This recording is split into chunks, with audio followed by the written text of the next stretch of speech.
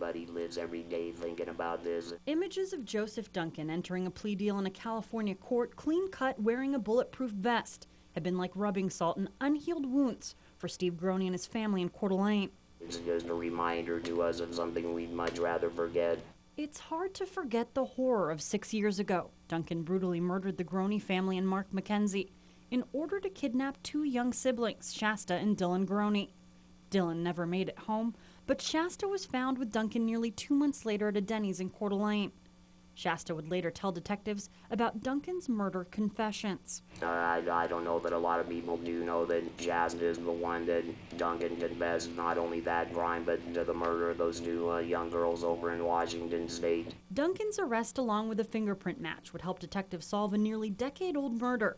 Anthony Martinez was kidnapped, molested, raped, murdered, and left in the California desert. We're ready for a conclusion. We're ready for it to be done. It won't ever be closed, but it'll be done. It'll be over. Seeing Duncan alive and well in court once again, soaking up the limelight, has been difficult for this North Idaho family, forced to endure so much. It's just something that's very hard to tolerate.